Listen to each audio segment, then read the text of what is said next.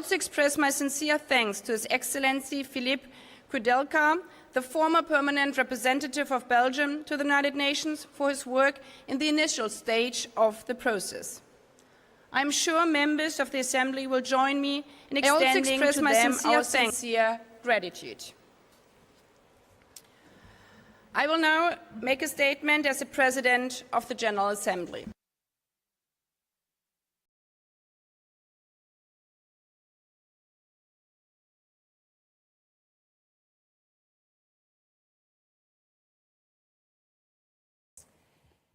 Your Highness, Mr. Secretary General, Excellencies, ladies and gentlemen, Copenhagen taught us 30 years ago that social development and inclusion is essential for strong societies.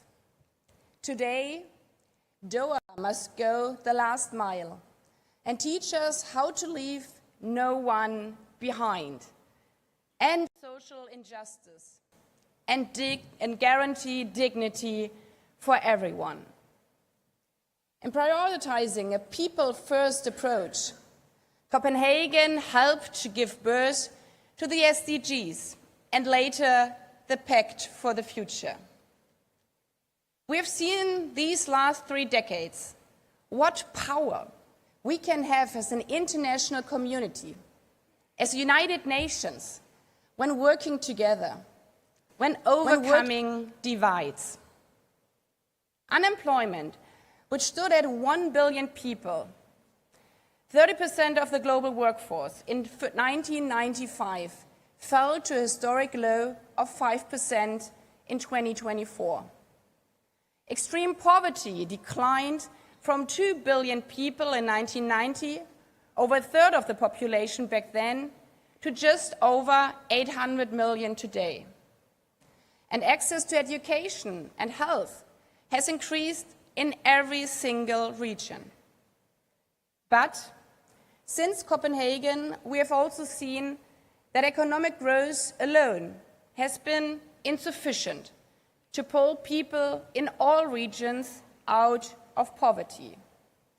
And that growth without boundaries or oversight could actually deepen the global divide and the very structures that underpin it.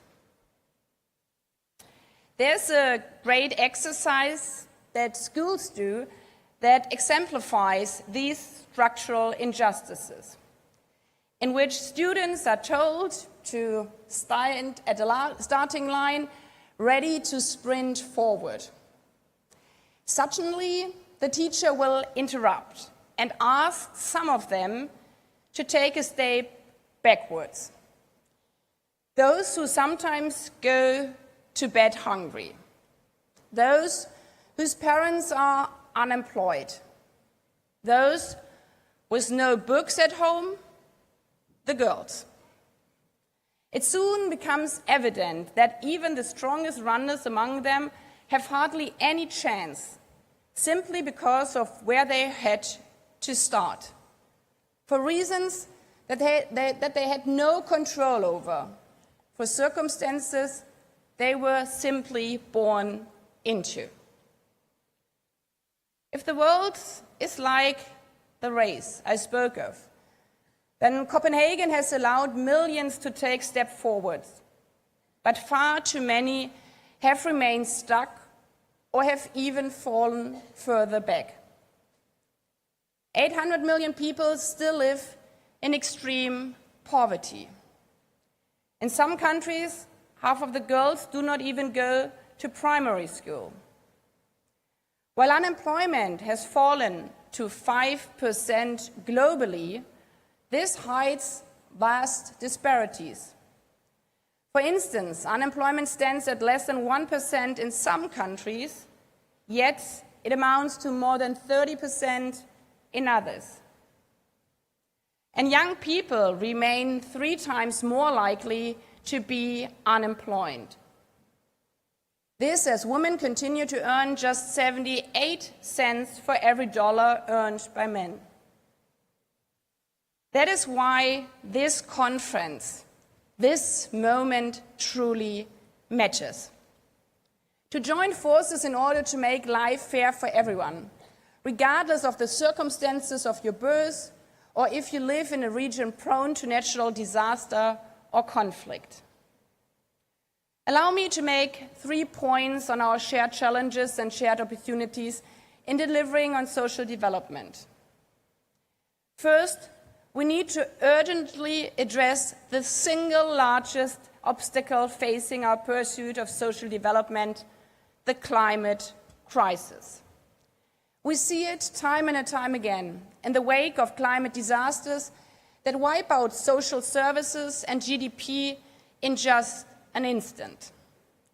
Just last week, Hurricane Melissa barreled through the Caribbean, threatening millions of people and devastating social systems in the process. Such disasters directly account for at least $200 billion in annual losses. Some estimates have this at $2.3 trillion, when others cascading costs are factored in. These are schools, hospitals, livelihoods, all gone in an instant. We are also seeing new epicenters of hunger and poverty emerging as a result of climate crisis. When I visited the Sahel region, I stood in 53 degrees Celsius heat among sand and rocks, where 50 years ago, cotton once grew.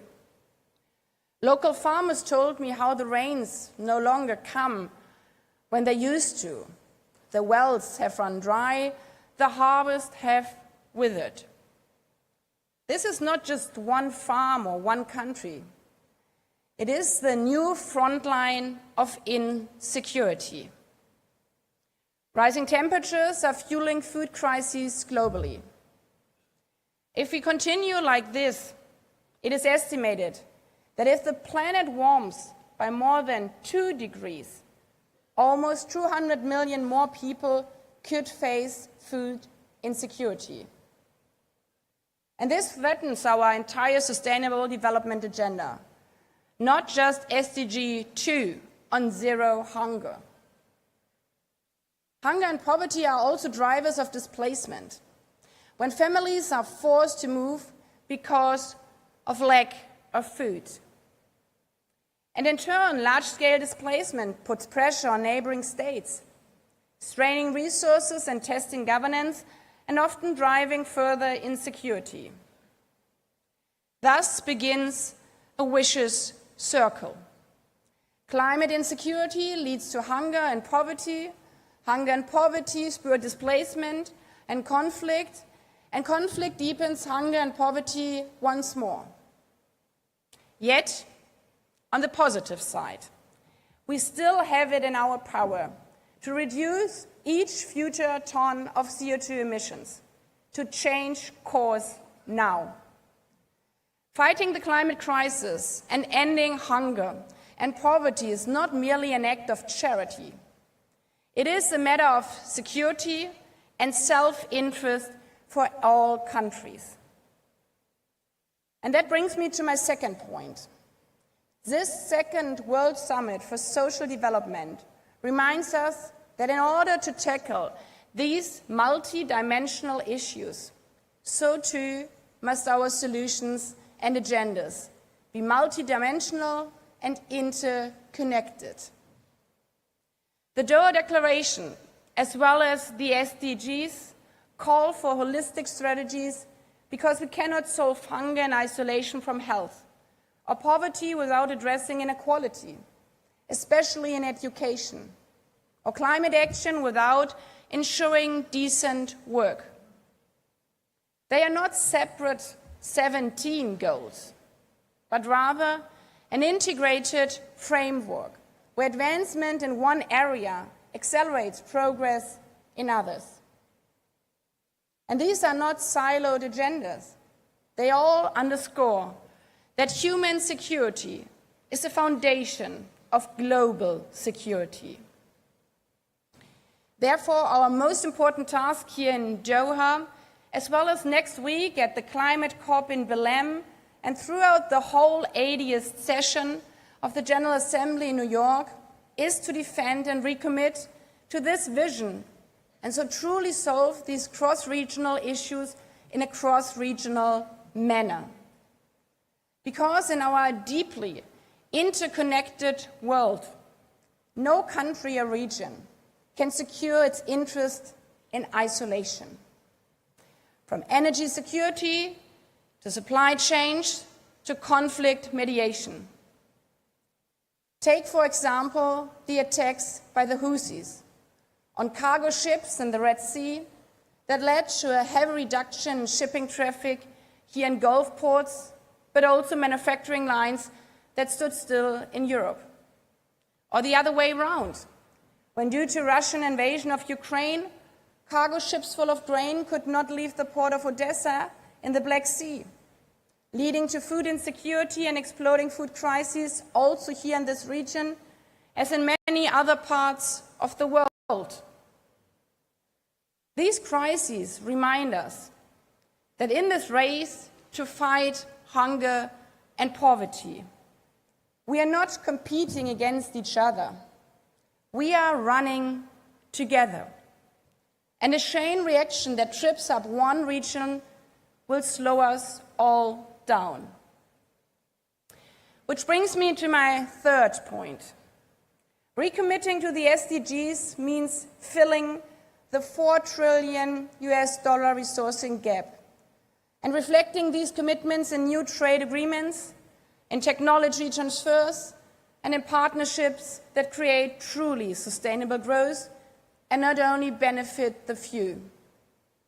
Because we know that one of the biggest problems is not the money as such, but rather how and where it is invested. We have to ensure that these benefits reach everyone, everywhere. We need to create a global financial architecture that is fit for the 21st century, tackle debt burdens, boost international funds, and remove unnecessary restriction that stifle innovation as outlined in the Sevilla commitment. Public-private partnerships, if done right, can power homes and profits alike, reducing emissions while creating jobs, supporting hospitals, and electrifying schools. Similarly, new technologies hold promise to deliver real solutions, providing another avenue for meaningful engagement with the private sector, but also, at the same time, this holds true if we ensure that new innovations do not repeat old biases. As just one example, when Apple launched its credit card in 2019, its algorithm systematically gave men higher credit limits than women. This was not a technological fluke.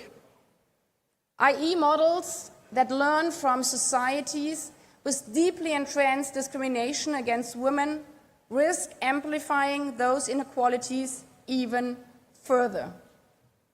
But the evidence is clear. Everyone benefits when women are at the top, designing, building, and creating these systems.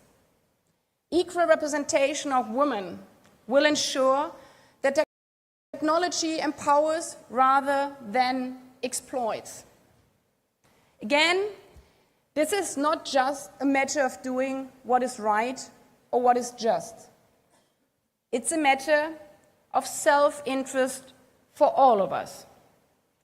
Having men and women equally at the starting line of our new technological era will produce more innovative and representative products, ultimately increasing their profitability. Men and women from all regions, especially from all developed and less developed countries. Excellencies, ladies and gentlemen, we truly live in geopolitical, challenging and fragmented times. And delivering on this Doha Declaration all together in unity won't be easy. But we should draw inspiration from those students lining up for the race, and even more from the millions out there they represent. They never quit. despite all the hurdles. So too must we. With the declaration just adopted, with the promises we made to level the playing field for all, once and forever.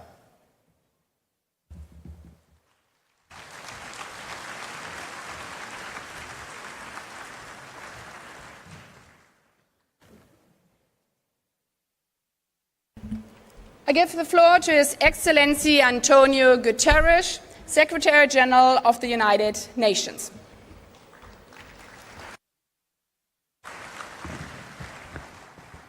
Your Highness, the Emir of Qatar, our host, Madam President of the General Assembly, Your Majesties, Your Highnesses, Excellencies, ladies and gentlemen. The first World Summit for Social Development in Copenhagen in 1995 was a moment of moral clarity. It reminded us that true development isn't about prosperity for the few. It is about opportunities for the many, grounded in social justice, full employment, and human dignity. Since then, over 1 billion people have escaped extreme poverty. Global unemployment is at a near historic low. Access to health care, education, and social protection has dramatically expanded. People are living longer, and child and maternal mortality have declined. And more girls are attending school, with rising graduation rates for all students. These achievements were the result of actions by the global community to deliver on the promise of the 2030 Agenda for Sustainable Development. Actions by governments to invest in systems that lifted people up rather than leaving them behind.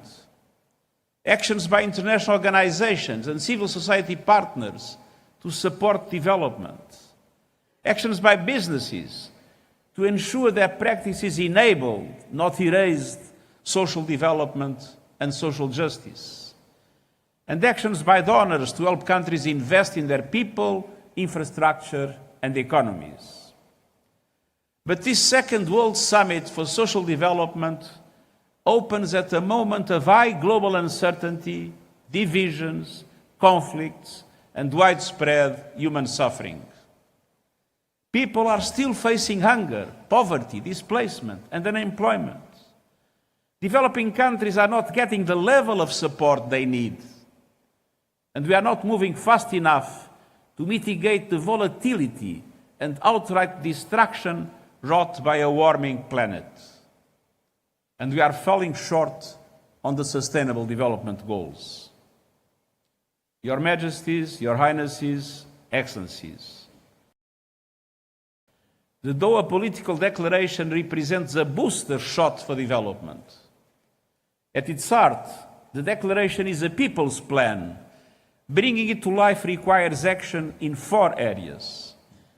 First, a people's plan means accelerating our fight against poverty and inequality.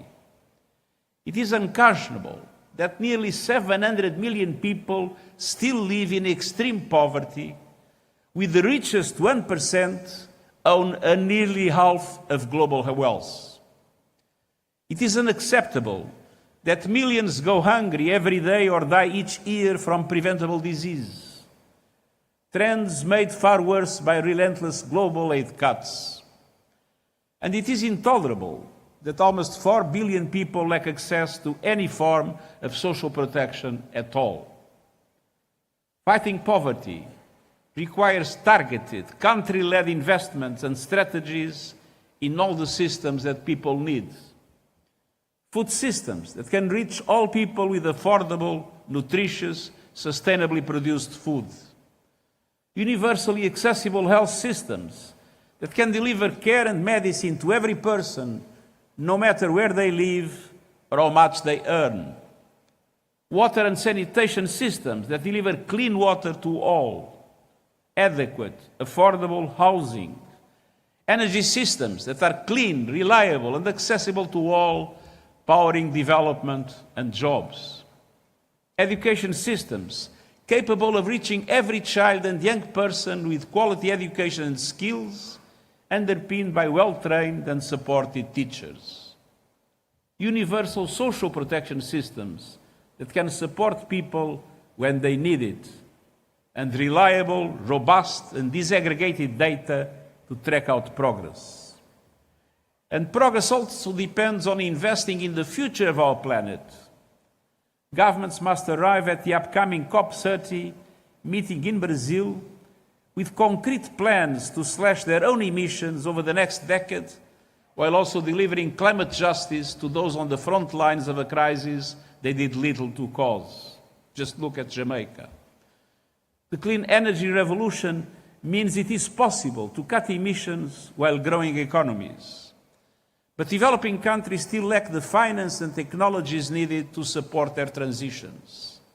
In Brazil, countries must agree on a credible plan to mobilize $1.6 trillion annually in climate finance by 2035 for developing countries. And developed countries must honor their commitments to double finance for adaptation to at least $40 billion this year. And the Loss and Damage Fund needs to be capitalized with significant contributions.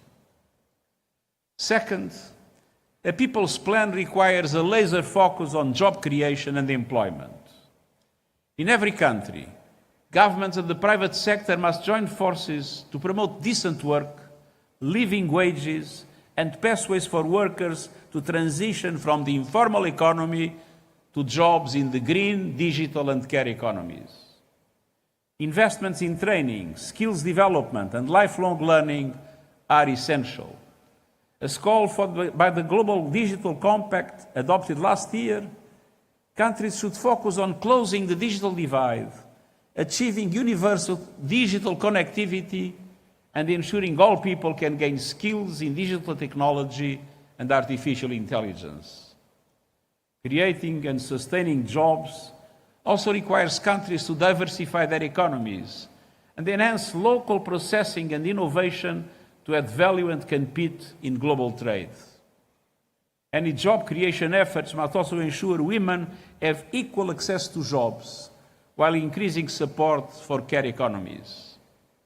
Throughout, we need to strengthen labor protections so profits never come at the expense of workers' rights.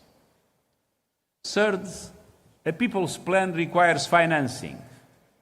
At June's Financing for Development Conference in Sevilla, leaders committed to unlocking more finance for developing countries. National governments must lead the way by mobilizing their own domestic resources. And we also need to triple the lending power of multilateral development banks that need to be bigger and bolder, and more able to leverage private finance for developing countries. We also need to ease debt burdens with new instruments to reduce borrowing costs and risks and speed up support for countries facing debt distress. The global financial architecture must be reformed so it better represents today's world and the needs of developing countries. Developing countries need and deserve stronger participation at the decision-making table across global financial institutions. And global economic governance must become more inclusive, representative, equitable, and effective. Your Majesties, Your Highnesses, Excellencies. Enfin, un plan. Finally, a plan designed for the people to bring them together. Too many people have been left behind, in particular women, minorities, migrants and refugees, elder persons, indigenous peoples, disabled persons and young people. Many are subject to prejudice, threats, poor treatment, and even demonstrable acts of violence, be this at home, in their workplaces, in the streets, or online. Governments must defend and protect democratic values, ensuring that the voices of all people, including the most vulnerable, whatever be their age or background, be heard. They must continue to lift obstacles to the participation of women, from boards in businesses to political power, and eliminate all forms of discrimination and gender-based violence. There is a need to focus on the needs for a more active presence of women in new technologies. There is a need for AI algorithms not to become bastions of male chauvinism. At all times and in all places, human voices, human rights, at all times and in all places, human rights will remain our compass and will show us the way towards justice and a future peace for all people.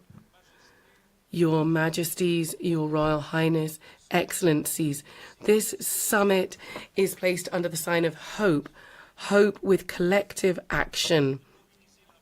There's a need to mobilize political will and necessary financial resources to pursue the voyage that we have started together and did so 30 years ago in Copenhagen.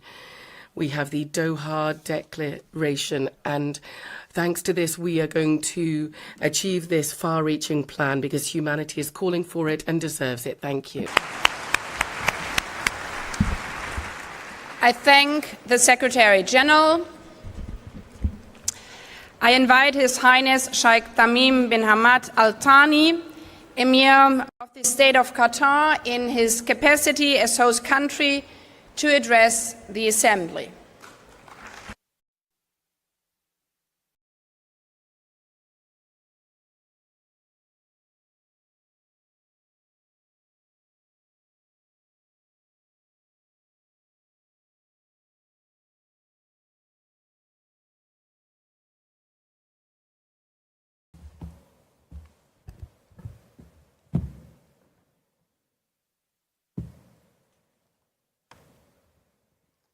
Bismillah ar-Rahman ar-Rahim.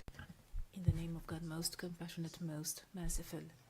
Your Excellency, the President of the General Assembly, Your Excellency, the Secretary General, Your Majesty, Your Highness, Your Excellencies, peace be upon you. At the outset, I would like to welcome you all to Doha, wishing you a pleasant stay. The State of Qatar takes pride in hosting this summit, which is held 30 years after the first summit in Copenhagen in 1995.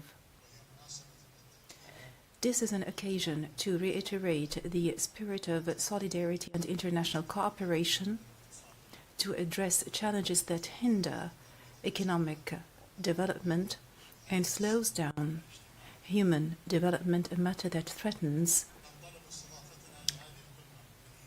social security. We do believe in the importance of collective work on matters that should not cause divergence, and we are keen to enhance social development and to support international efforts to eradicate poverty, increase job opportunities, and to take all efforts necessary to uphold human dignity to achieve a better and more equitable future for all. In this occasion, we do commend the efforts made by Mr. Antonio Guterres, the Secretary General of the United Nations, which represent his interest in developing the work of the United Nations organization. We would like also to thank the DESA at the United Nations for the efforts made towards the coordination and organization of this summit. Dear guests,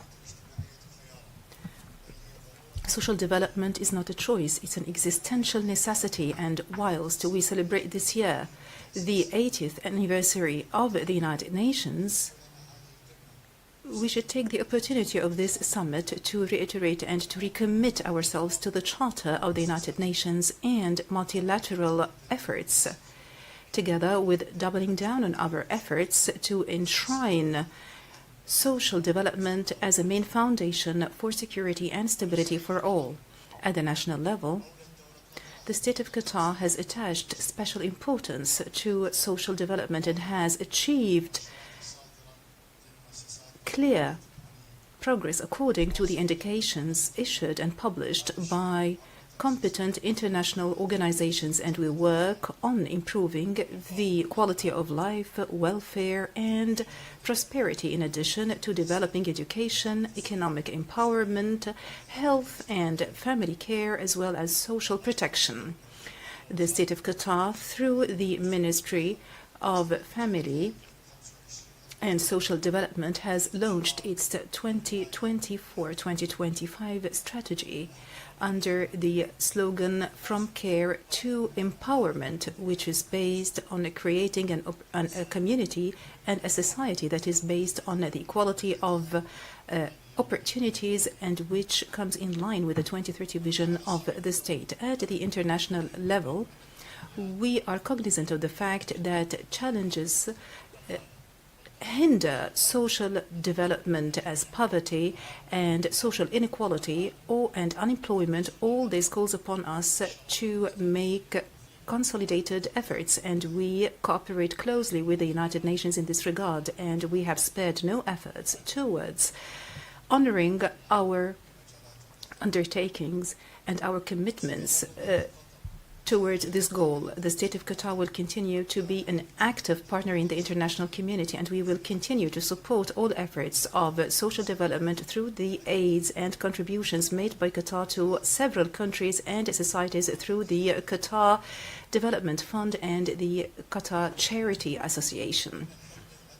Dear guests, the bare minimum that we need in order to show seriousness in our addressing all these challenges, such as challenges related to environment and human rights, is to uphold our commitments. When it comes to social development, this needs to translate the commitments that we have made as countries in the Copenhagen Declaration. This should be translated into reality by addressing the gaps in the implementation of those commitments, and to give priority to out-of-the-box and creative solutions, in addition to building partnerships and to be persistent on the road of achieving the 2030 Agenda.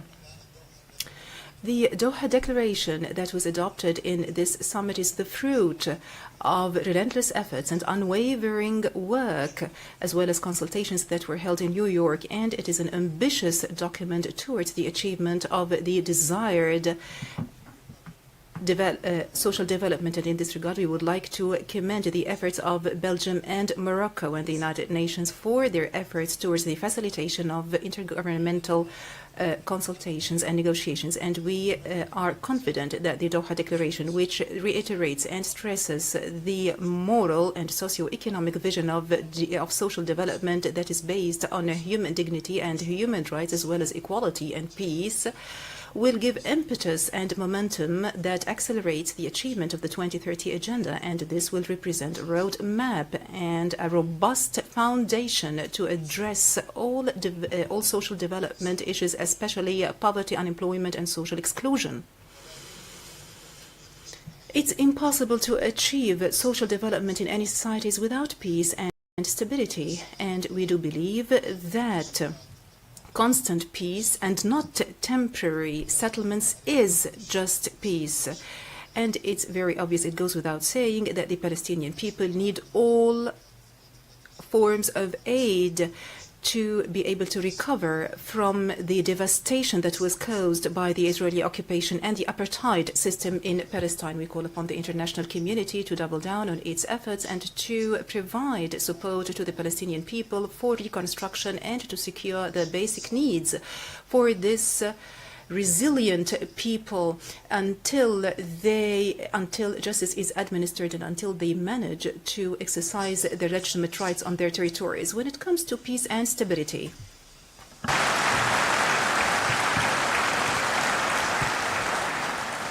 when it comes to peace and stability, I would like to conclude by saying and by mentioning that we were shocked by the atrocities that were committed in Al-Fashir in the Sudan, where we, in need for another piece of evidence to recognize that any manipulation of stability in countries will eventually lead to such shocks and catastrophes and carnage. The Sudan has been going through this carnage and manslaughter for 2.5 years. It's high time we stopped this carnage. We need to achieve a political solution that achieves the territorial integrity and stability of the Sudan. Dear guests, our success will only be measured by our ability to represent and to translate our commitments to tangible procedures which are translated into social development for all, especially in developing countries. And together we can transform this summit into an important juncture that gives rise to steps that would eventually contribute to transferring and translating our slogans of peace and prosperity into a lived reality. In conclusion, I would like to reiterate my welcoming of you to Doha, and I wish that this summit would lead to its desired goals. Thank you, and peace be upon you.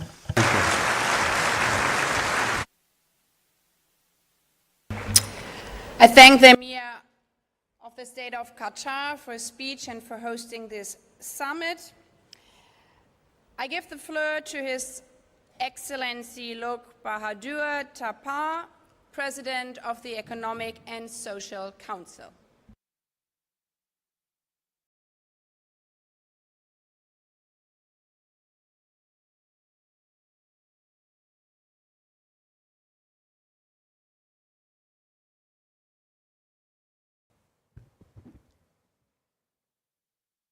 Madam President, Your Highness, Amir of the State of Qatar, of the state and government, honorable ministers, Mr. Secretary General, Excellencies, distinguished delegates, ladies and gentlemen. It is an honor and privilege for me to join in the opening of the Second World Summit for Social Development. I thank the State of Qatar for hosting this summit, and I am grateful to His Highness, the Amir of the State of Qatar, for his leadership and hospitality. I also thank my colleagues, His Excellency Omar Hilale, permanent representative of Morocco, and Her Excellency Sophia De Smith, permanent representative of Belgium, for skillfully steering the negotiation that led to the Doha political declarations. Their work has resulted in a balanced and forward-looking declaration that embodies our shared commitment to advancing social development. Excellencies, since the Copenhagen Summit 30 years ago, the world has seen extraordinary social and economic progress. People are healthier, they are more educated, and they are more connected than ever before. Yet, we are still far from reaching the SDGs. Only 35% of the SDG target are on the track, and governments are grappling with diminishing opportunities for meaningful employment, widening inequalities, and growing insecurities. On this, the Doha Declarations is a milestone. It underscores the urgency of strengthening the social dimension of social development. and it calls for actions on 3 interrelated priorities: ending poverty, ensuring full and productive employment and decent work for all, and promoting social inclusion. Excellencies, over 800 million people still live in extreme poverty. In addition, billions live very close to the poverty line.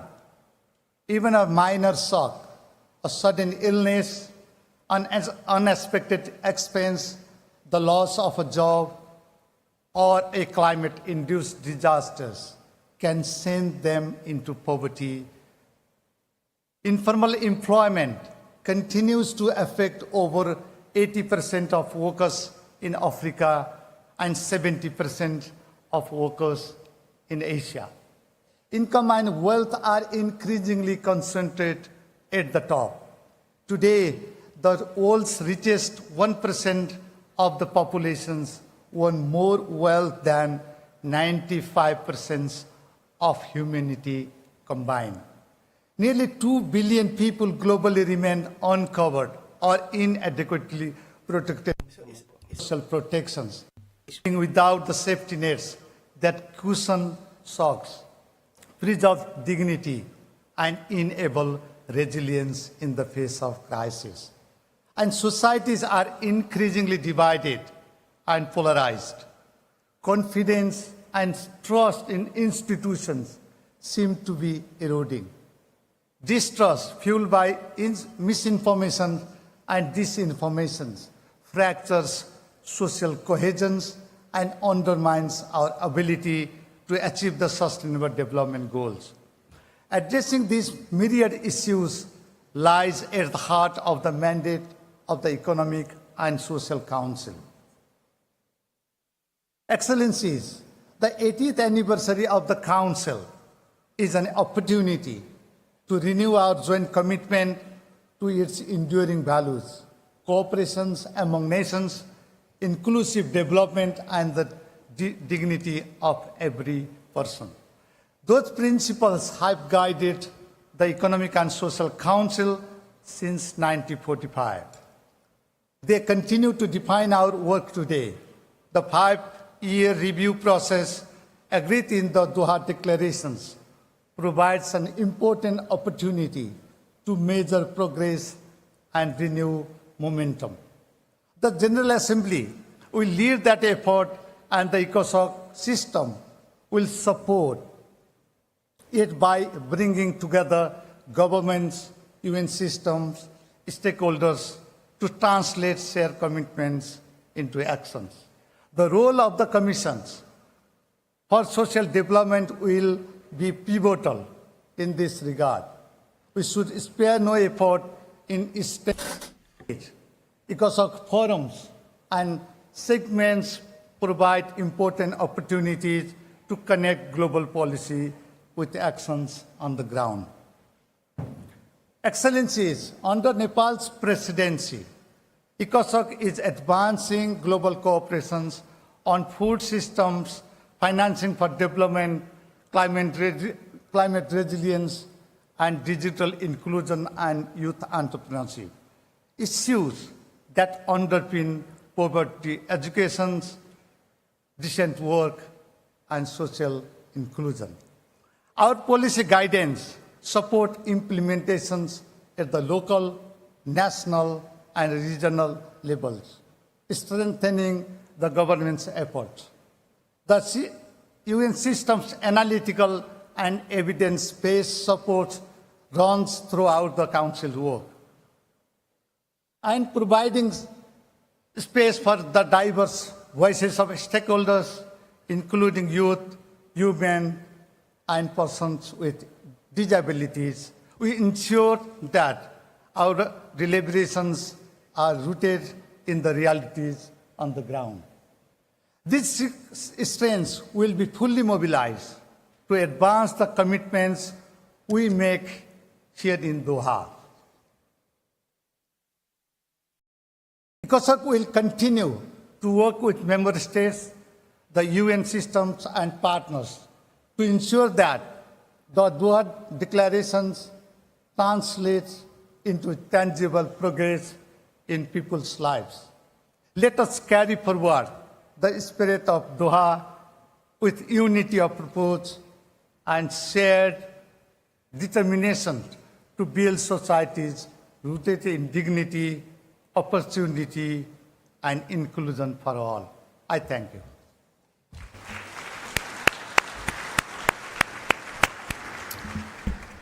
I thank the President of the Economic and Social Council. We've heard the last speaker in this opening segment. Before giving the floor to the first speaker on the list of speakers, delegations are reminded that statements are limited to 5 minutes. I would like to appeal speakers to deliver their statements at a reasonable pace so that interpretation into the other official languages may be provided properly. As members are aware, pursuant to Resolution 78/318, in addition to the plenary meetings, the summit will have 2 high-level roundtables. The first roundtable will start this afternoon at 3 p.m.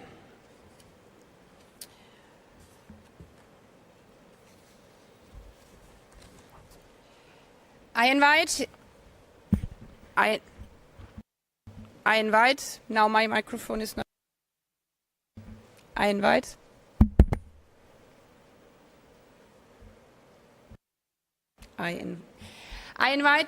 His Excellency Abdul Latif Jamal Rashid, President of the Republic of Iraq, on behalf of the Group of 77 and China, to address the Assembly.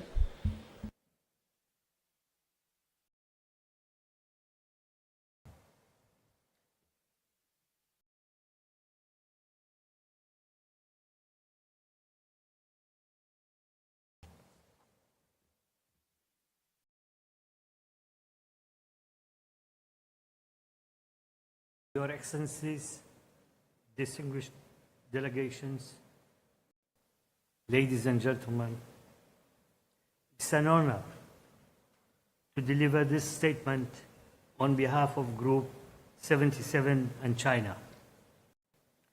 First and foremost, the group takes this opportunity to thank the co-chairs of the intergovernmental process and the permanent representatives of the Kingdom of Morocco and Belgium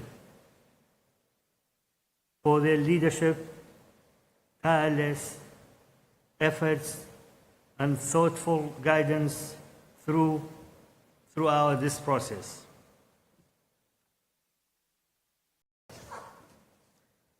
The group also conveys its sincere appreciations to the State of Qatar, its leadership, and people of the generosity,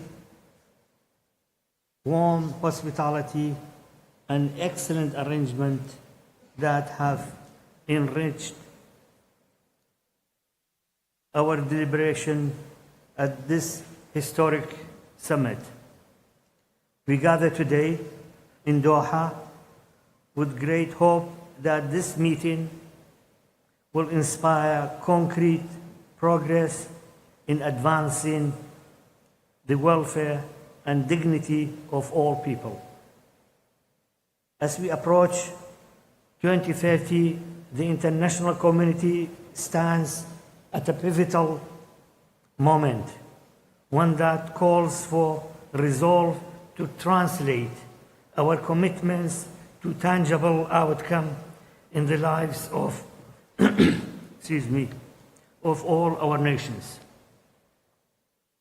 Though our path and achievements may differ, our shared aspiration for more just and secure world unite us.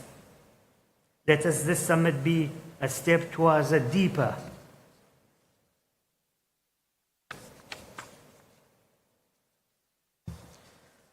cooperation and solidarity among nations in pursuit of that common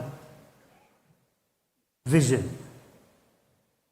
Against this background, Against this background, the group wishes to emphasize the following points. First, we must redouble our collective efforts and place equal emphasis on the three pillars of social development to achieve the commitment made 30 years ago. Addressing the existing gaps and inadequate means of implementation remains a pressing challenge. The principle of common but differentiated responsibilities must remain central, as the international cooperation and solidarity are indispensable and to addressing these challenges. Second, the group underscores the urgent need to confront persistent social development challenges by reducing uncertainty, inequality, and insecurity, while upholding human dignity, human rights, and fundamental freedom for all. Third, the group welcomes the measures undertaken by member states to promote equal opportunity, inclusion, and social justice, and reaffirm its full commitment to ensuring that all individuals are empowered to participate fully in social, economic, and political life. Fourth, the group welcomes the inclusion of racism as a cross-cutting issue in the outcome text, highlighting the need to stop up our efforts to fight against all forms of racism, racial discrimination, xenophobia, and related intolerances. However, the group regrets that genuine progress in addressing this enduring scourge still falls behind our aspiration. Fifth, the group stresses that migration is an ember of development and recognize the positive contribution of migrants to inclusive growth and sustainable development in countries of the origin. Transit and destination. We acknowledge the importance of addressing the nexus between international migration and social development in a comprehensive and balanced manner. Six, while technology is an essential tool for achieving development goals, access to its benefits remains unequal. The group, therefore, emphasized the urgent need for concerted action to bridge the growing digital divide. Seventh, the group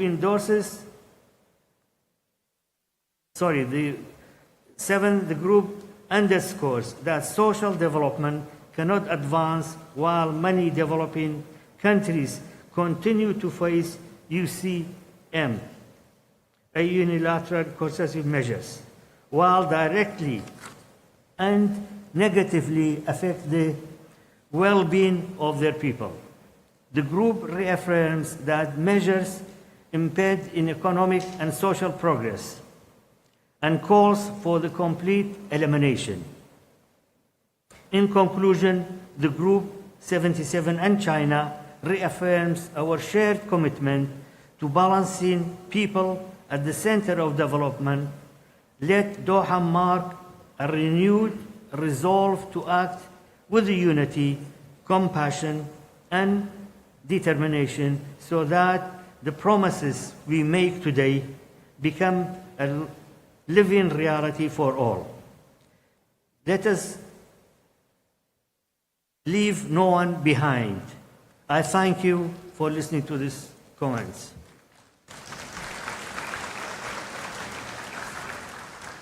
I have the second speech on behalf of Iraq. Bismillah ar-Rahman ar-Rahim. Deliver my speech on behalf of Iraq in Arabic.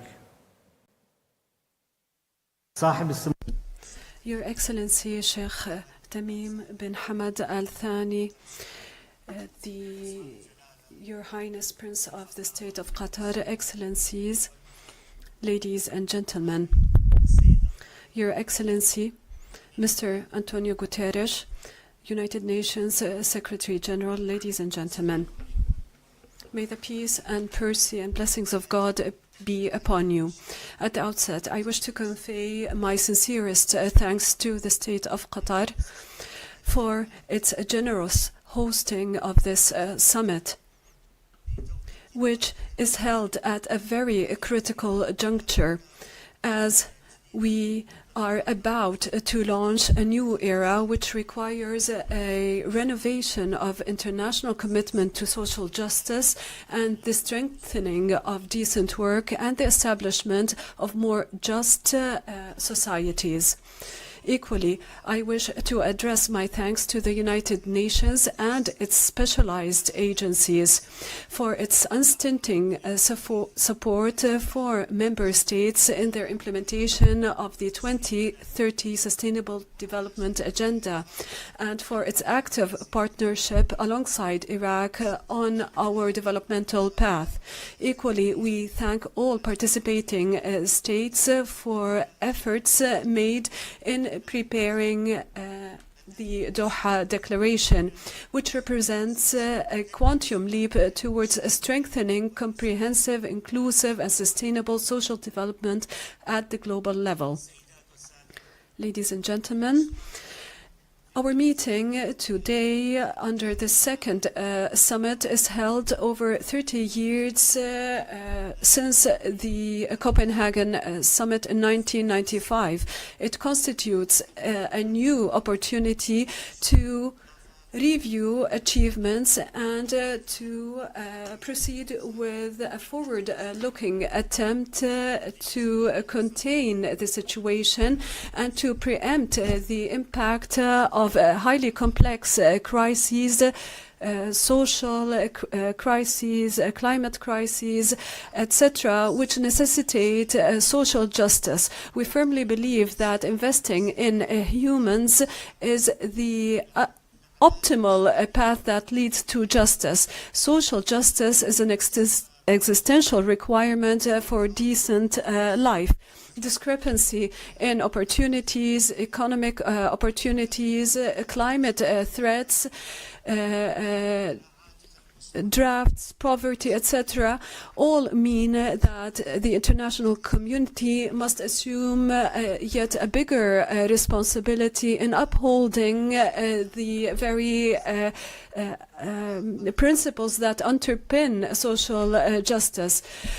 In the aftermath of decades of war and terrorism in Iraq, we firmly stand on this path towards social development through reducing poverty, improving education, healthcare, and empowering women and youth, and strengthening the participation by persons with disabilities and the elderly in the public sphere.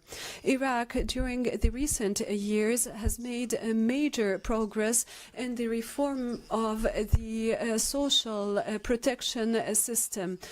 We moved from humanitarian assistance in times of crisis towards a more sustainable and just system that is underpinned by human rights and social security.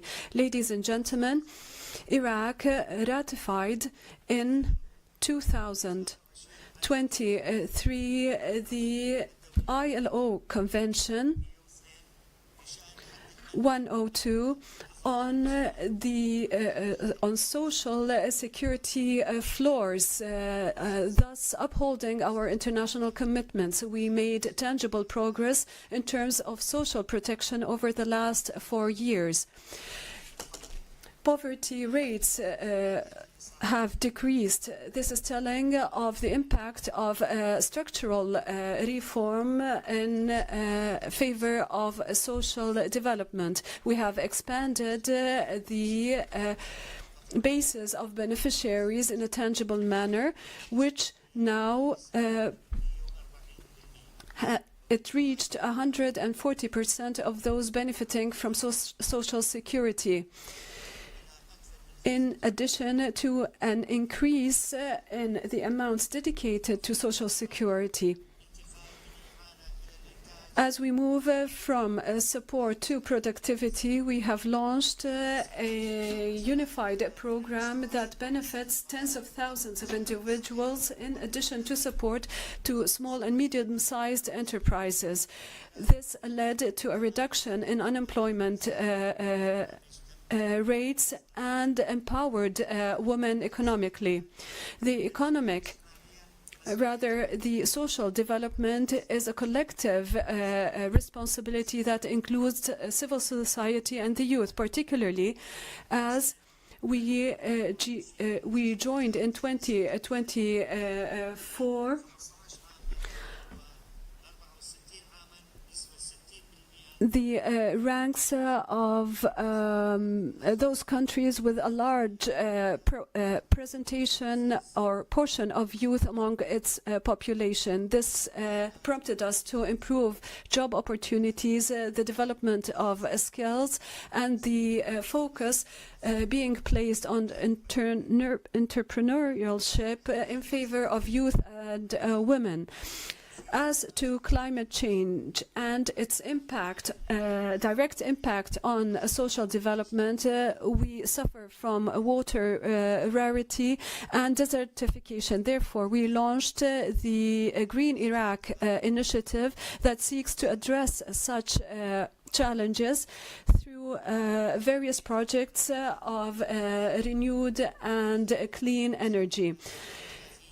Between 2024 and 2023, we are focusing on the increase of renewable energy share and a clean energy share, in addition to an increased participation by the private sector in this effort, and a focus on agriculture to improve air quality and climate adaptation.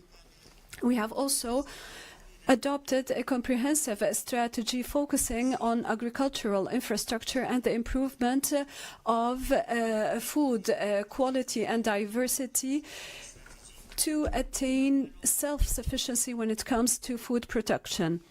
Equally, we are linking social protection to the agricultural sector through support to small agricultural businesses and medium-sized agricultural businesses, with a focus on female-led businesses and a focus on infrastructure in the rural areas. Social development cannot be attained without economic, cultural development.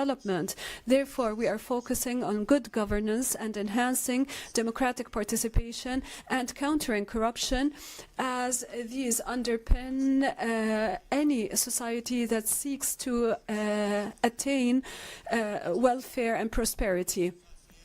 We are committed to transparency through the implementation of the digital transformation program and the unification of our databases, which improves our targeting of corrupt individuals when it comes to making sure that benefits reach reach those that are in dire need for them.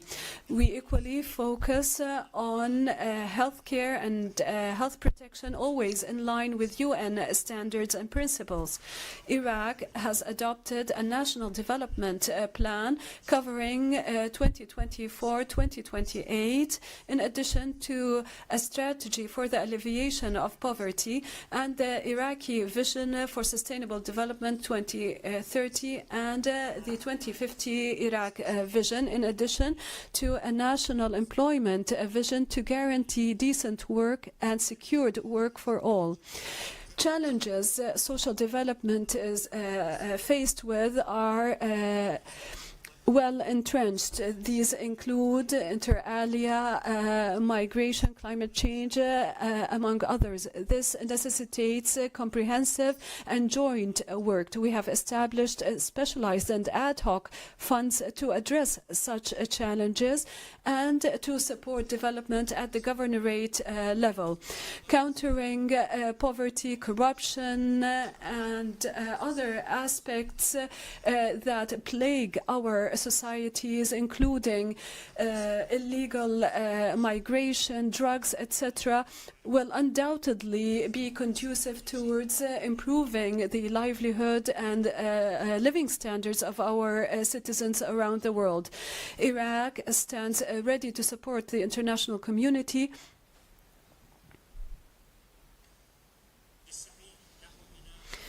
in establishing a more just and equal world where human dignity and rights are always upheld. We are fully confident that this summit will allow for such a new just and sustainable social development. We reiterate our thanks to the State of Qatar for hosting this summit and the United Nations for their efforts and the international community for its support. And we look forward to fruitful outcomes of the current summit. Thank you very much.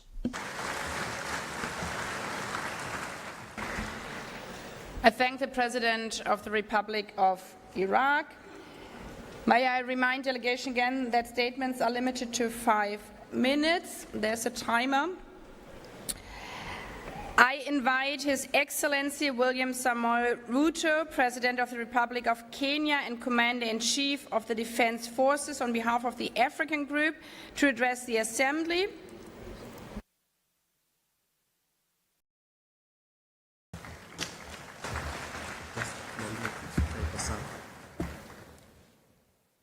Madam President, Excellencies, Heads of State and Government, distinguished delegates, ladies and gentlemen, on behalf of the African Group, I extend warm appreciation to you, Madam President, and to the State of Qatar for hosting this historic summit, a moment to renew our shared promise 30 years after Copenhagen to place people at the heart of development. We associate ourselves fully with the statement delivered by the delegation of Iraq on behalf of the Group of 77 and China. Excellencies, 3 decades after the first World Summit on Social Development, the world can point to real progress in reducing poverty, improving food security, expanding education, health, and social protection. Yet, persistent and widening inequality within and among nations continue to erode these gains. Global systems of trade, finance, and technology remain unequal and exclusionary. Poverty, unemployment, and social exclusion have been and remain the defining challenges of our time. Confronting them is not charity, it is justice for humanity. Across many sub-Saharan and sub-regions in Africa and Western Asia, hunger is rising, growth is slowing down, and vulnerability is deepening. Health and education systems are under strain, and energy deficits hold back opportunity. Beyond income, inclusion depends on access to essential services that empower individuals and protect dignity. Universal access to affordable and quality health care is not a luxury. It is a right for every human being. Housing insecurity, manifesting through homelessness, overcrowding, and substandard shelter, continue to breed inequality. As housing costs outpace wages, affordable housing must become a cornerstone of social development.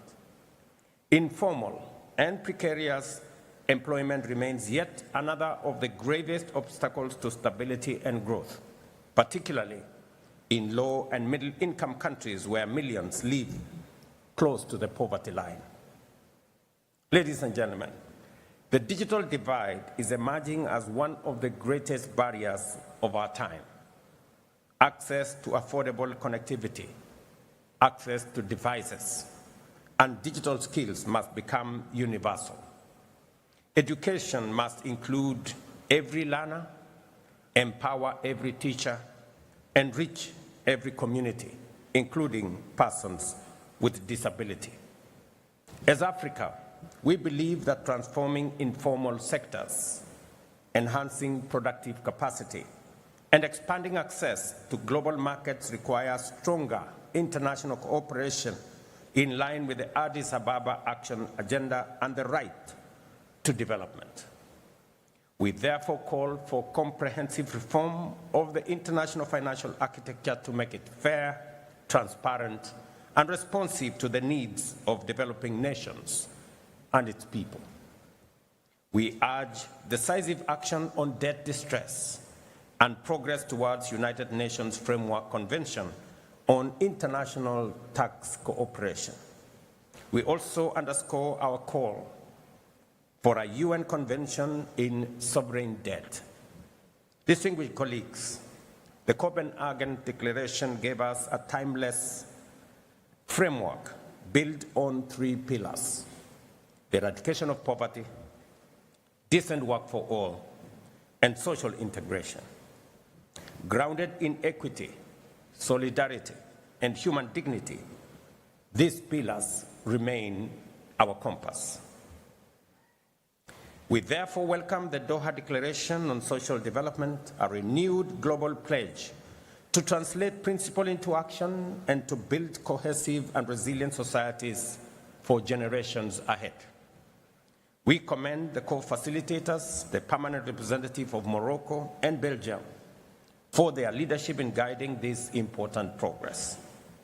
This summit, distinguished colleagues, must rekindle genuine dialogue, restore trust, and reaffirm multilateralism as the anchor of collective progress. We must amplify the voices of those living in poverty and vulnerability and ensure that developing countries, most of them in Africa, are fairly represented across all multilateral institutions. Accordingly, the African Group reiterates its demand for 2 permanent and 2 non-permanent seats for Africa on the UN Security Council with full rights and privileges. True social development cannot thrive without historical justice and equal representation. The African Union has declared 2025 the year of justice for Africans and the people of African descent through reparations.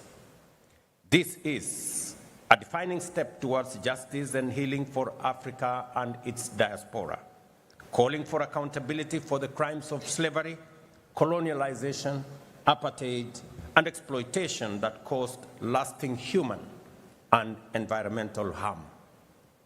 We also reiterate the importance of the high-level General Assembly meeting in September 2026 to mark the 25th anniversary of the Durban Declaration and Program of Action and invite all partners to support its successful implementation within the second decade for people of African descent.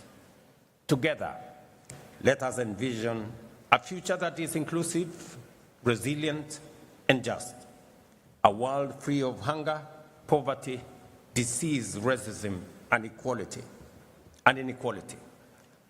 a world where prosperity is shared, the digital divide is bridged, and trust in multilateralism is renewed.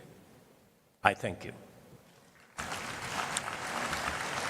Allow me, Madam President, having just addressed this assembly on behalf of the African Group, I now have the honor, with your kind indulgence, to deliver Kenya's national statement. In the years since Copenhagen, the world has made tremendous advances in science, technology, and innovation, transforming lives and transforming economies. Yet amid this progress, poverty, inequality, unemployment, and social exclusion persist, and in far too many places they have deepened. In Kenya, through our bottom-up economic transformation agenda, we have charted a deliberate roadmap to confront these challenges head-on, and I am proud to share a few of its key highlights. We recognize that education is the most powerful equalizer in society. That is why Kenya has fully transitioned to the competence-based education and training system that emphasizes practical skills, innovation, and lifelong learning. Equally, to make higher education equitable, we introduced a student-centered funding model that guarantees access to quality education for every learner, regardless of their social or economic background. In 3 years, we have hired 76,000 new teachers, a number that will reach 100,000 by January 2026, improving the teacher-to-learner ratio from 1 to 45 to 1 to 29, putting us on course to meet UNESCO's 1 to 25 benchmark by 2027. We have also rapidly expanded technical and vocational training institutions across the country, ensuring that learners gain market-ready skills aligned with the needs of industry and entrepreneurship. Beyond education, we're empowering citizens economically through initiatives like the Financial Inclusion Fund, popularly known as the Hustler Fund. To date, the fund has disbursed Kenya shillings 80 billion, an equivalent of US dollars 615 million, to 26 million Kenyans. It now accounts for more than 9.5 million repeat borrowers, including 5 million individuals who have successfully restored their creditworthiness through consistent repayment, enabling them not only to re-enter the formal credit market, but also access higher borrowing limits and better financial terms. At the same time, together with partners, we are launching programs such as the National Youth Opportunity Towards Advancement Project. Over the next 5 years, it will reach 1 million young Kenyans, training them in skills that are on demand, financing startups, and enabling access to government procurement opportunities. We are equally committed to protecting the most vulnerable members of our society, including the elderly, orphans, widows, and persons living with disability. Through our National Safety Net program, commonly known as Inua Jamii, what began as a modest monthly support to 500 households has now expanded to reach more than 1.7 million families across the country. Madam President, Excellencies, through the Affordable Housing Program, we are delivering much-needed shelter while at the same time creating jobs and fostering inclusion. Today, over 230,000 housing units are under construction nationwide, employing more than 340,000 Kenyans and expanding opportunities for local artisans and small businesses. We are also expanding pathways for labor mobility through bilateral agreements with partner countries, like here in this great country of Qatar, where over 70,000 Kenyan nationals are proudly working and earning a decent living and contributing to inclusion back at home.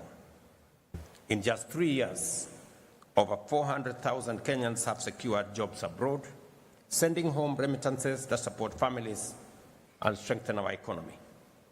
In the digital economy, nearly 2 million Kenyans have been trained in digital literacy, and over 300,000 young people have accessed digital jobs in e-commerce, business process outsourcing, and innovation hubs.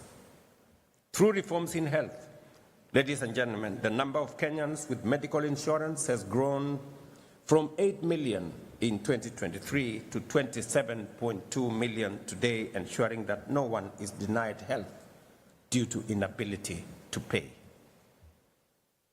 In summary, Excellencies, Kenya's experience affirms that people-centered policies deliver transformative results. Yet, in an interconnected world, national action alone cannot overcome global inequalities. It is therefore incumbent upon us today to stand together with renewed resolve to confront and dismantle the entrenched structures that enable global exclusion and perpetuate inequality. Regrettably, Madam President, I note that this Doha summit convenes at a time when global solidarity is in advancing social development has weakened considerably. 30 years ago, in Copenhagen, the world spoke with one accord and acted with common purpose. Today, however, that sense of shared conviction has significantly dimmed. Faced with new and complex crises, from climate shocks and conflict to unequal trade and debt distress, nations are too often divided by competing interests, inward-looking nationalism, and short-term calculations. We witnessed it in the inequitable distribution of COVID-19 vaccines, in the unmet pledges in the climate finance, and in global systems that privilege power over partnerships. The consensus that once bound us together in Copenhagen is fraying.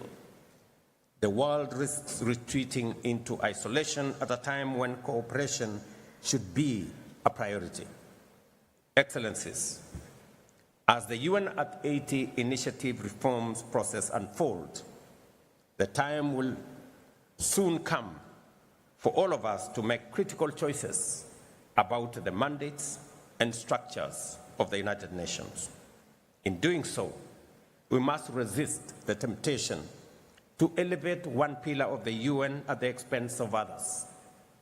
The United Nations was founded on a holistic vision of delivering global peace and security, human rights, and development.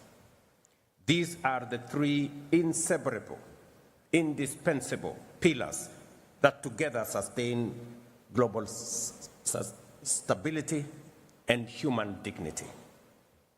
I have no doubt in my mind that while the UN must remain the foremost guardian of global peace, it must also be a catalyst for prosperity and a champion of human dignity everywhere and anywhere. The Doha Summit must therefore renew our shared resolve to act decisively, both as individual nations and as a united global community, to eradicate poverty, create decent work, and advance social inclusion as the surest path towards a world that is truly resilient, inclusive, peaceful, and sustainable. I thank you for your attention.